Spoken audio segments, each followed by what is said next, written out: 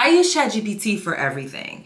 It helped me refine content ideas. I used it for business strategy. I would use it while I cooked, and it was fine. But at a certain point, fine just actually wasn't cutting it for me anymore. I wanted something that actually thought with me and not for me. So I switched to Claude, and I want to show you guys exactly what changed. I'm going to show you 3 very real examples from my business that made me not go back to ChatGPT. Now, what I originally went to Claude for was to give me copy for a landing page that I was working on for my business. I'm going to say that again. I went to Claude for copy for a landing page. So originally I go to Claude and I say, why hasn't anyone from TikTok Live applied to my bootcamp? I had been in the past converting a lot of people from TikTok Live onto my UX bootcamp. It goes into some different areas of where it thinks that I'm having some issues. And then I say, how can I better sell on TikTok Live? My course is $8,000.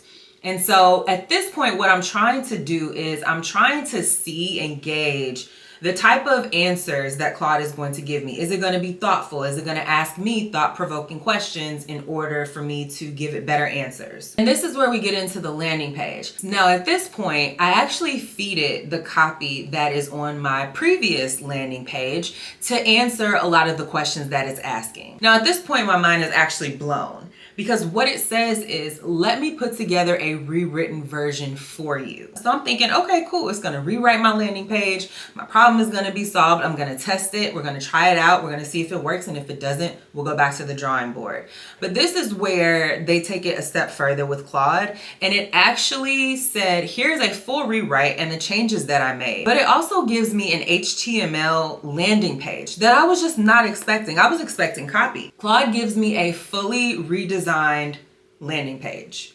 Now, for me, this is perfect because I am actually using MailChimp, and all I need to do is throw the code right into MailChimp.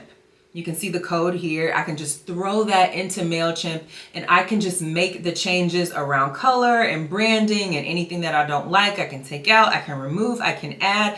I can do everything that I need either from inside MailChimp, or I can come back into Claude and say, hey, actually, can you add the branding to match my website? Which is what I did. I kept saying, hey, here's my actual website to my course. Can you go there, take a look at the branding, and add that into the website? And then I got curious to see exactly how efficient Claude could be. And I said something like, hey, how do I add a link in a button? And it replied, find this in your code. I found the href, I found the buttons, and it said replace this with your actual URL. Now that is very simple. I understand it. However, I also feel like someone who may not necessarily have a coding background. I don't have a coding background. I took a couple classes, okay? I'm a UX designer. But for someone who maybe not be so familiar with code, this is something that they can do. Now I want to show you guys the prompt that I put into ChatGPT, because remember, initially I was just asking for copy. I say, give me the exact content in order and copy that needs to go on the webpage where people are going to after I direct them to apply from TikTok Live. Now, because I had already gotten a designed landing page from Claude, I came back to ChatGPT to see what they would give me if I just asked for a fully designed HTML landing page. Now notice I say design this into HTML so I can use this for a MailChimp landing page. And because of the fact that ChatGPT doesn't immediately show previews, I had to ask for one. And pretty much what ChatGPT told me was that, girl, I already showed you a preview. The preview was the code, which was not what I was looking for. I wanted a visual preview, a preview. And so I'm sure at this point you're wondering, well, what did the code that ChatGPT actually give you look like? This is what it looked like. This is it, just very, very basic. It didn't even take a lot of the other parts of my previous landing page into consideration. But in terms of a full design, this is what it gave me. Now, obviously there were a lot more sections and buttons and titles on the Claude landing page, but that's because I actually brought in the copy from my previous landing page and allowed Claude to tweak it. However, from a design perspective, what ChatGPT gave me is obviously very different than what Claude gave me. Now, just a little context on who I am. I'm an award-winning UX designer, and I run a UX bootcamp called Empathize. And I'm publicly documenting how I'm building financial freedom outside of my big tech career and outside of a traditional company. I'll break that down at the very end of this video. Now, the next thing that I came to really appreciate with Claude as I was actually working through that landing page was the way that Claude actually wanted to get to know my ideas, what I was thinking, in order to give me a better output. Now, I'm going to show you an example with a very basic prompt around how Claude will actually take in the information that you give it, assess it, and then try to figure out what it still needs to know in order to give you the best output. So I'm going to ask it a very simple question, something like, I want to start a new business.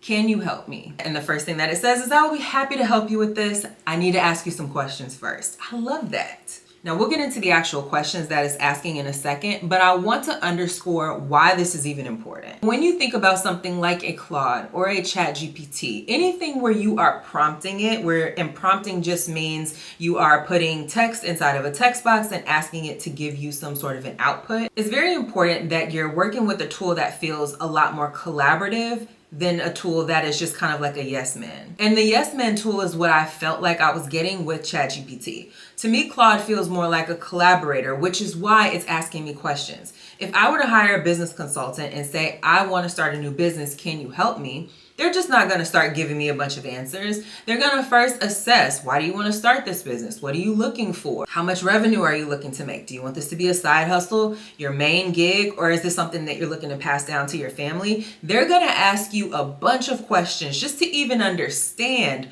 what it is that you're trying to do. That's why these clarifying questions that Claude asks are so important. So I'm just going to say something like, to build something that I'm passionate about. It's asking me about my interests, and I'm going to say my interests are in education. And I'm also just going to type something in because I also have that ability. So I'm just going to say fashion. What's your timeline? Just exploring some ideas. And now it's going to give me an output. One of the things that I could have done better was to feed that information into my original prompt. Instead of just saying, hey, I want to start a business. Can you help me? I could have said, hey, I'm looking to launch at this time. I want it to be around these subjects. So on and so forth, to give it a little bit more to work with. It still probably would have come back asking me questions, which is phenomenal, but I would have given it more to work with at the beginning. So just know that if you want to get better at prompting, the more information you give it, even if it's down to descriptors around how something smells or what color something is, the better it is going to work for you. So as you can see, it's giving me a little bit of a reply, but it still wants to know more. So I'm going to answer a couple more questions, and from there, it's going to give me a much better output based on what kind of business I should be starting. Now, I already have 2 businesses, and I don't know if I can handle another one. So maybe we'll try another prompt next time. Now, the difference between what Claude does and what ChatGPT does is very important, especially for me as a UX designer. As a UX designer, what we do is we try to make sure that the user's experience is as seamless and as easy as possible.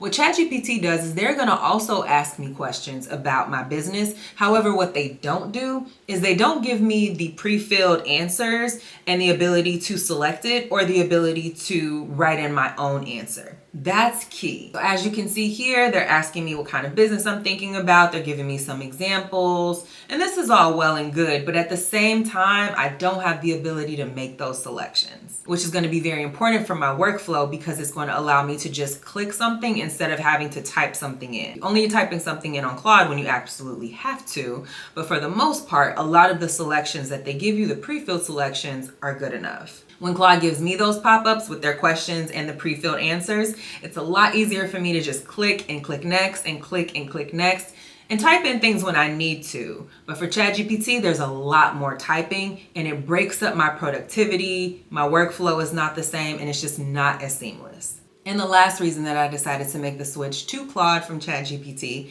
is because after using ChatGPT for well over a year, whether I was on the free plan or whether I was on the paid plan, I felt like ChatGPT just agreed with me all the time.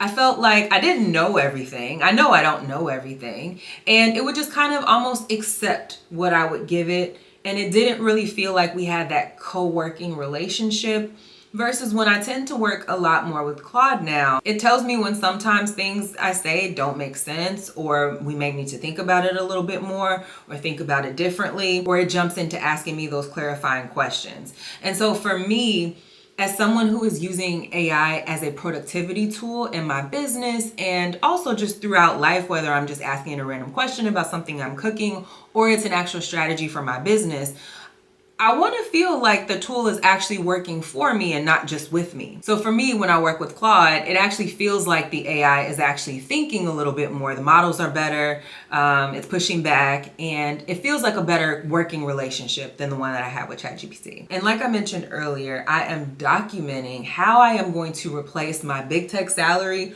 with YouTube. And you may be asking, how are you going to do that? Well, there are two main ways that I make money off of YouTube. I've been on YouTube for years and I do reviews and things like that, which is why you guys are watching this video. So I make money there off of ads, and I also make money off of brand deals. So I'm going to be documenting that process to see if I can replace my salary with something that I love doing, which is connecting with you guys. And I'm going to be building that in public right in front of you guys. So if you're interested in how that actually works out for me, make sure you hit the subscribe button. But that's it. That is how and why I switched from ChatGPT to Claude. And I'm very curious to know what AI tools you guys are using. Like I mentioned earlier, there are so many tools. Claude and ChatGPT are very popular, but there are so many tools.